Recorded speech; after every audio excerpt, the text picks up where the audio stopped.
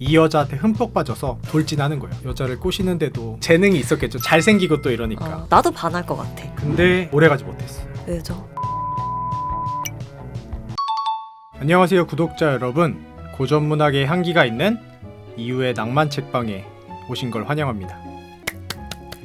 7번째 책으로 스코피치 제럴드의 위대한 개츠비를 골랐잖아요.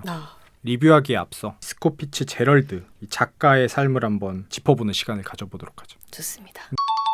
저는 개츠비보다 네. 오히려 더 드라마 같은 소설보다 더 재미있어서 사실 줄거리보다 더 재밌지 않을까. 그렇죠. 작가님이 네. 더 재미있게 썰을 풀어주실 것 같은데 외치고 시작을 해봐야 되지 않을까요? 네, 이후에 밀착 취재 이야기를 하기에 앞서 3가지 키워드를 준비했어요. 네, 뭘까요? 신분 상승의 욕구, 사랑, 꿈의 목적지, 황금 모자를 향하여.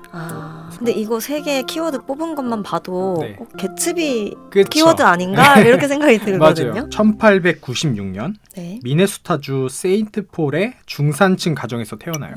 근데 요 당시에 유년 시절에 가난을 많이 겪었대요. 아버지가 네. 가구 사업을 했는데 가구 사업이 이제 파산을 하고 실패를 해서 영업사원으로 대기업에 입사를 하는데 여기서도 해고가 된대요. 2연타를 맞으신 거예요. 가장으로서 좀 자존감이 무너졌던 거죠. 중에서 가장으로서의 어떤 삶을 내려놔요? 네, 내려놓고 술독에 빠져요. 아우, 와르르 무너졌다고 하더라고요. 그렇구나.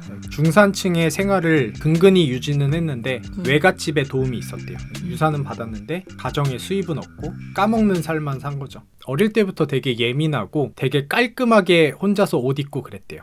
가난함에도 되게, 불구하고. 그리고 엄청 미남이던데요? 네, 잘생겼잖아요. 네. 네. 아무튼 이때 이제 네. 가세가 기울면서 탈출구가 필요했던 것 같아요. 그래서 어렸을 때부터 문학을 이제 또 읽기 시작했다고 하더라고요. 문학은 또 어쩌다가 접하신 거죠? 제 생각에는 현실 도피의 수단, 꿈꾸는 세계를 그려볼 수 있는 안경, 미지의 세계로 향하기 위한 지도를 살펴보듯이 계속 문학을 했던 것 같아요. 사랑, 상승의 목적지. 대학교 2학년 때의 일이에요. 1학년 때도 네. 문학적인 활동을 하면서 서클도 만들었대요. 그래서 친구들이랑 문학 교류도 하면서 이렇게 지내고. 약간 인싸 기질이 있었네요. 그쵸. 네, 모임도 만들고 인싸여가지고 가난함에도 불구하고 멋있는 옷 한 벌은 갖고 있고 사교계 파티가 있으면 항상 참석했대요. 근데 이거 좀 슬픈가? 그쵸? 멋있게 차려입고 사교계 파티에 이제 가게 되는데 첫눈에 반한 여자가 나타나요. 지네브라 킹이라고. 네네네. 어떻게 보면 피츠제럴드의 일생을 뒤흔든 여자죠. 어려서부터 궁핍한 생활에서 벗어나서 화려한 생활을 하고 싶었던 것 같아요. 그래서 그 양복 하나 가지고 사교 모임 계속 네, 나가고 이렇게 맞아요. 했던 것 같은데. 요때 지네브라 킹을 만났는데 지네브라 킹이 아름답기는 하지만 개츠비가 보기에는 남들이 보는 이상으로 아름다웠던 것 같아요. 제가 보기엔 지네브라 킹이 갖고 있던 후광을 더 좋아했던 것 같아요. 재벌의 딸, 가문도 빵빵하고 예쁘고. 네, 예쁘고 이 여자한테 흠뻑 빠져서 돌진하는 거예요. 여자한테. 문학을 했으니까 여자를 꼬시는데도 이게 뭐 재능이 있었겠죠. 잘생기고 또 이러니까. 막 구절 네. 시 쓰고 막 이렇게. 실제로 편지를 엄청 많이 주고받았대요. 이런 문장력을 가진 사람이 나한테 편지를 써주면 네. 나도 반할 것 같아. 어느 정도로 또 구애를 했냐면은 미 대륙을 가로질러서 지네브라 킹의 가족이 살고 있는 별장까지 찾아갔대요. 야, 결국 이제 지네브라 킹도 피츠제럴드를 사랑하게 돼요. 근데 오래가지 못했어요. 왜죠? 갭 차이가 너무 컸던 거죠. 마음 아파요. 그렇죠. 현실의 벽에 부딪혔구나. 사랑한 게 그 갭 차이 때문일 수도 있고. 그런 거에서 오는 후광일 수도 있었겠죠. 이 지네브라 킹도 진실한 사랑보다는 조금 세속적인 여자였던 것 같아요. 신분에 맞는 남자를 만나고. 뭐야, 데이지잖아. 딱 그죠. 결국 결혼한 남자가 시카고의 재벌이었어요. 실연의 상처를 받고 학업도 중단하고 세계 1차 대전이 벌어지고 있는 유럽으로 가서 나는 이제 죽어도 상관없다. 전투에 참여하는데 이게 문학가는 어쩔 수 없나 봐요. 이 참호 전투 속에서도 네. 소설을 써요. 근데 이거 뼛속까지 문학인이네. 그렇죠. 낭만적 이기주의자라는 소설인데 네. 출판사에서 출간 제의를 못 받아요. 원고로만 남겨두게 되는 작품이죠. 세계 1차 대전이 끝날 무렵에 미국 본토로 오게 돼요. 장교잖아요. 네네. 장교를 이제 또 사교계에서 군인들을 이렇게 불러요. 파티로. 네. 안톤 체호프의 입맞춤. 입맞춤도 부자들이 불러서 이제 맞아요. 파티하잖아요. 이런 파티에 가는데 깜짝 놀래요. 지네브라 킹과 닮은 여자가 있는 거예요. 신기해. 제가 사진을 봤는데 네. 비슷하게 생겼어요. 진짜? 네, 그러니까 자기가 갈망하던 여자가 델다세이어라고 있는 거예요. 심지어 집안 배경도 비슷해요. 할아버지가 미국에서 손꼽히는 재산을 갖고 있는 상원이었대요. 이제 또 끌리게 되는 거예요. 대체 품을. 근데 전선에 갔다 왔는데도 지네브라 킹을 잊지 못하고 있었던 게 이때도 어떻게든 이어보려고 했대요. 그러니까 젤다 여자를? 세이어를 옆에 두면서도 어떻게든 이어보려고 했는데 소식이 하나 들려옵니다. 시카고의 재벌이랑 결혼했다고 사교계에 난리가 난 거예요. 난리가 나서 이 소식을 들은 지 3일 만에 그냥 젤다 세이어를 잡아버려요. 야, 우리 결혼하자. 그래도 젤더는 반대를 안 당했나 보네요. 그 그런가 집안에서. 봐요. 그 대신 직설적으로 말을 해요. 너는 아무것도 없잖아. 너는 소설을 쓴다면서 출간한 것도 없잖아. 이런 식으로 이제 잰 거죠. 필사적으로 이제 소설을 집필하게 돼요. 네. 어떤 각오까지 하냐면 이 품에 리볼버 권총을 항상 갖고 다녔대요. 은장도처럼. 네, 나 소설가로 성공 못하면 그냥 권총 자살할 거다. 작가님 이러면서. 이렇게 소설 쓰셔야 되겠는데요. 그럼 각오가 있어야 돼. 진짜 각오. 진짜 필사적으로 했는데도 소설로 잘 안 됐대요. 결국 이제 근근히 버티다가 네. 대안을 찾은 게 광고 회사에 이제 카피라이터로 이제 들어가는데 직장 생활하고 저녁에는 글 쓰고 뉴욕에서의 삶을 잠시 접어두고 고향에 잠깐 내려와서 집필에 전념하자 이런 각오를 하게 돼요. 젤다 세이어랑 결혼해야 되니까. 근데 결혼하고 싶은 게 그 여자를 너무 사랑해서가 아닌 것 같아. 지네브라 킹이 결혼을 했으니까. 나도 보여줘요. 이 급과 결혼을 해야 되겠다라는. 전선에서 썼던 거 있잖아요. 네. 원고 고쳐 쓰기 시작해요. 낙원의 이쪽으로 제목을 바꿔서 네네. 이제 수정 탈구하게 돼요. 근데 정말 기적적으로 24살에 출간합시다 이렇게 된 거예요. 오. 그래서 미국 문단에 센세이션을 일으킬 정도로 화제작이 돼요. 오. 또 많이 팔리고. 그럼 문학적인- 이제 부자가 되겠는데요? 젤다가 그래 이 정도면 됐어 하면서 오케이를 해요. 마음 아프기도 해요. 있는 그대로 사랑받지 못했던 남자인 것 같아요. 남일 같지 않네요. 그래요?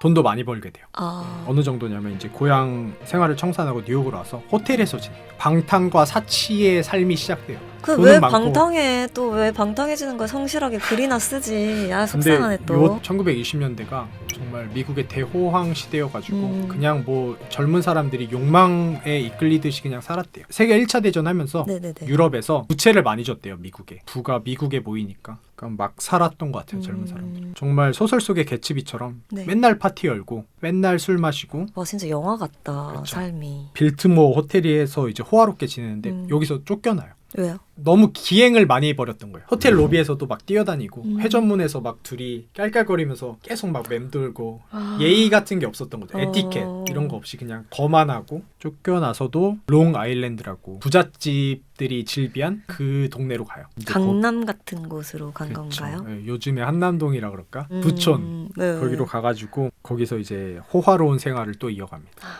근데 진짜 만만치 않게 성공을 했나 보네요. 그 맞죠. 소설이. 네. 연소득이 평균적으로 2021년 기준으로 약 7억 정도를 벌었대요. 정도를 대박이다. 벌었는데 근데 그걸 다 썼대요. 황금 모자를 향하여 이렇게 제가 소제목을 정해봤는데 네.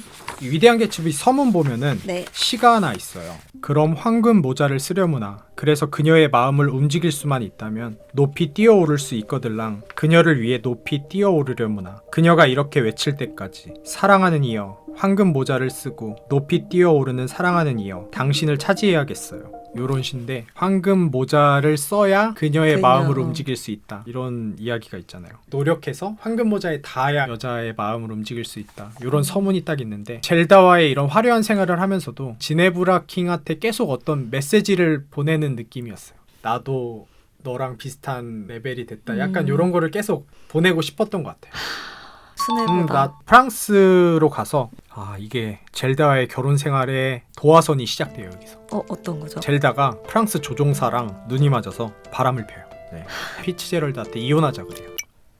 이 에두아르 조자는 난 그 정도는 아닌데 이러면서 젤다를 떠나버려요. 충격을 받아요. 자기는 이혼할 정도로 그 남자를 사랑했는데 떠나버리니까 자살 기도까지 합니다. 피츠제럴드도 유럽까지 같이 왔는데 배신감을 느꼈죠. 둘의 관계가 삐걱이기 시작합니다. 그 뒤에 근데 같이 살았어요? 네, 같이 살았죠.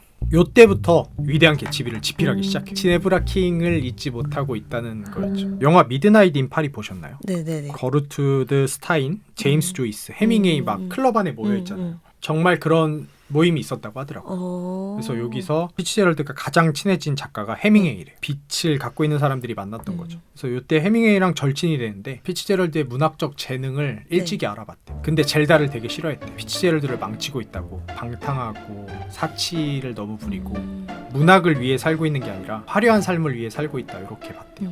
근데 젤다 같은 경우는 해밍웨이가 피치제럴드를 사랑하고 있다 이렇게 동성애적으로 사랑하고 있다고 질투를 했대요. 그 정도로 근데 붙어 다녔나 맞아, 보네. 그렇게 붙어 다녔나 봐요. 그래서 유럽에서 집필한 위대한 개츠비가 출간을 하게 되는데 대중적으로는 성공을 하지 못해요. 그래서 이제 미국으로 돌아와서 돈을 벌기 위해 헐리우드로 가요. 헐리우드. 네, 대본을 쓰기 위해 상업적인 작가가 된 거죠. 해밍웨이가 걱정했던 게 딱 이거였어요. 이 친구가 문학을 정말 해야 되는 친구인데 돈을 벌기 위해 힘들게 살고 있다. 이 당시에 해밍웨이보다 훨씬 많이 벌었대요. 근데 그걸 다 이제 뭐 젤다와는 이미 삐걱이는 관계가 됐잖아요. 마음 둘 곳이 없었나 봐요. 여기서 여배우랑 사랑에 빠지게 돼요. 바람이 난 거네요. 그렇죠. 결국. 루이스 모란이라는 17세 여배우랑 이제 바람이 나는데 아주 화끈하게 또 내주네. 맞아요.